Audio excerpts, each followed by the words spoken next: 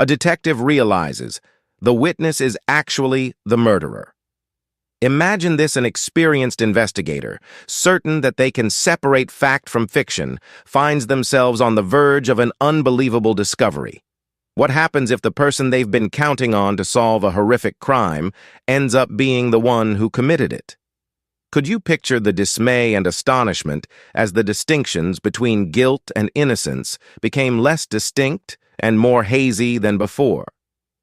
Come along as we unravel a spine-tingling story in which a mere witness turns, becomes the mastermind behind a terrifying murder, and the hunter becomes the prey. Can you, in the face of such a terrifying turn, trust your gut?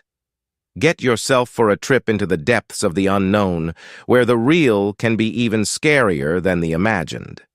Investigators in Texas believe that Samantha Woolford, an aspiring YouTuber who claimed she was assaulted and her husband vanished in a home invasion, may have been complicit in the crime as shown in this video. Detectives grow more dubious of Samantha's account throughout the film due to discrepancies and suspicious behavior, such as texting while conducting an investigation and acting impassively. After observing her narcissistic traits and questioning her about her life and potential involvement, they split up and interrogate John Rebel, Jojo, and Tay. Samantha accuses Tay and John Rebel, but John maintains Jojo was the real culprit. By hiding important evidence, investigators attempt to create a link between the murder weapon and the suspects. Afterwards, they usher John out of the room and carry on their search for Dagan's body. This section tells the story of Samantha Woolford, a former YouTuber who turned cold-blooded murderer. It's not unreasonable to believe that she may have killed him as well after seeing her deceive police about her husband's kidnapping. Samantha may have provided so many more details during the 911 call because she loved acting and wanted to express herself. She probably did this to justify her lie. The Titus County Sheriff's Office was called to the scene shortly after, and they immediately began looking into the violent house invasion and abduction of Samantha's husband, Ernie Ibarra Jr. Samantha is describing what happened when an intruder broke into their home and attacked them in this segment. She claims that before the burglar snatched Dagan's phone, she was pulled out of bed and tied up. Investigators find discrepancies between her original statement and subsequent interrogations as she recounts her narrative.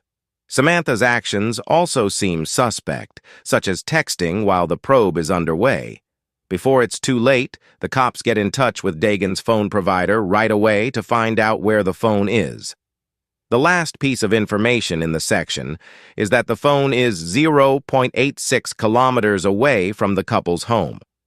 This segment of the transcript shows the deputy interviewing Samantha's mother and friend for information, and it also shows the entrance of investigator Chris Bragg.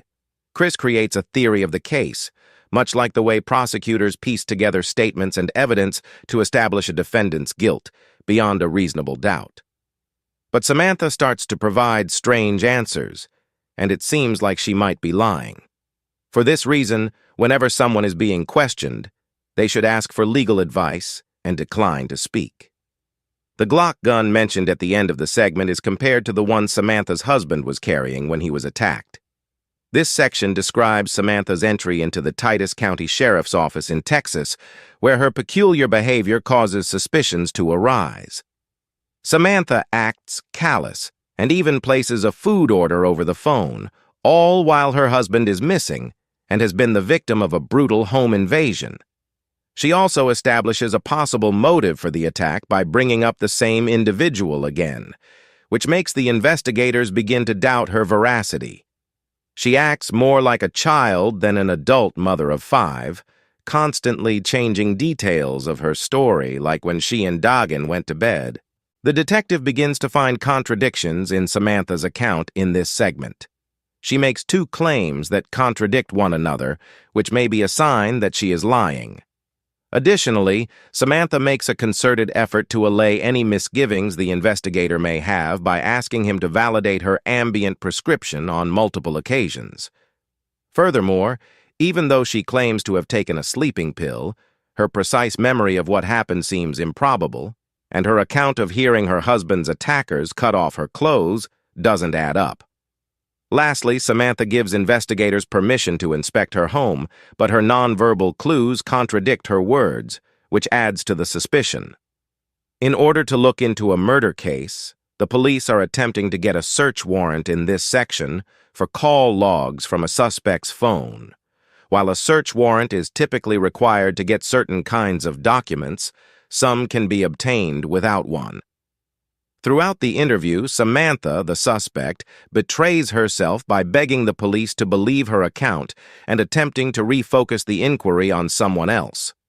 Afterwards, investigator Chris Bragg characterizes Samantha's home as filthy, and Sheriff Tim Ingram makes an effort to discover the truth by drawing attention to the discrepancy between Samantha's account and the evidence discovered at the murder site. As Samantha is questioned further in this segment of the film, the investigator observes that she is cleaning her throat and coughing, which may be signs of anxiety. In addition, he looks for collaborators and criminal plots. In order to conceal information about her involvement in the crime, Samantha inserts an exclusion qualifier and says she's being as honest as she can. Gaining Samantha's trust by being impartial, the investigator persuades her to confess. In an attempt to scare her into confessing before it's too late, the investigator also suggests that he knows more than he does. Samantha concludes by saying that instead of dialing 911 for assistance, she used her face to click a button on her phone and hit the first item, her mother, on her list. The investigators interview Samantha about her personal life and the men she has been chatting to in this segment of the video. At first, Samantha says she's a stay-at-home mom and doesn't go out much, but she changes her narrative when the investigators show her contacting other men. They imply that one of the individuals Samantha was speaking with might have been involved in her husband's abduction, and Samantha latches on to this theory as an additional explanation. She also makes a suggestion about verbal abuse from her spouse, which could help her build a defense if she is subsequently found to be responsible for his absence. Samantha appears to be egotistical and concerned about other people thinking highly of her during the interrogation. The investigators are preparing for the next phase of the Reed approach, which is theme development, by attempting to persuade Samantha to acknowledge that she might have known about her husband's abduction and then to acknowledge that she was actively involved.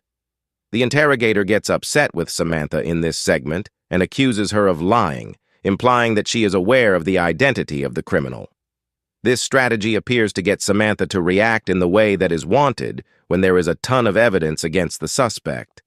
Her natural reaction to danger is to freeze and cease moving. The interrogator's remark about lying is a little deceptive, though.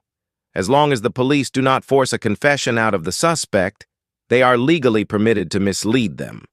Establishing the suspect's consciousness of guilt, which may be done by examining their behaviors or inactions following the crime, is the aim here. Samantha inquires about being an accomplice. Nevertheless, accomplices and principals are subject to the same legal consequences under the law. This section of the transcript discusses the distinction between conspiracy and aiding and abetting the commission of a crime. Samantha reveals that there were 3 persons at the house and at the hospital, and she accuses a friend named John Rebel and another man named Tay of killing Dagen. Samantha exhibits behaviors that are consistent with her narcissistic inclinations as the investigation moves along quickly. Although she says she didn't know the third man at the hospital, she's willing to hold him entirely responsible. The detective questions John Rebel in this segment after he and 2 other suspects, Jojo and Tay, were taken into custody at the hospital.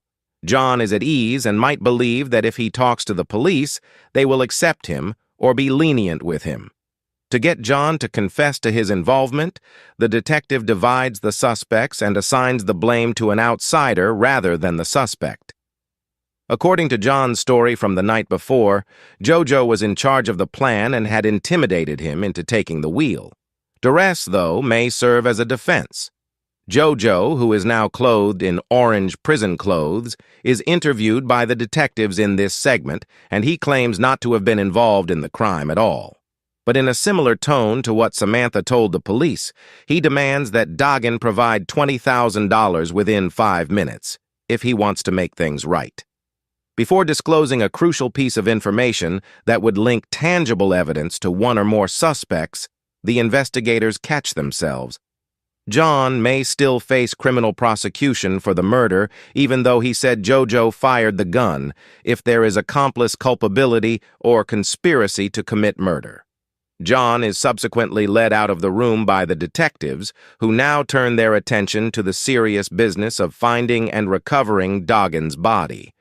Subscribe now to uncover the chilling truth behind this gripping detective saga and gain access to exclusive insights as we navigate the treacherous twists of this thrilling mystery.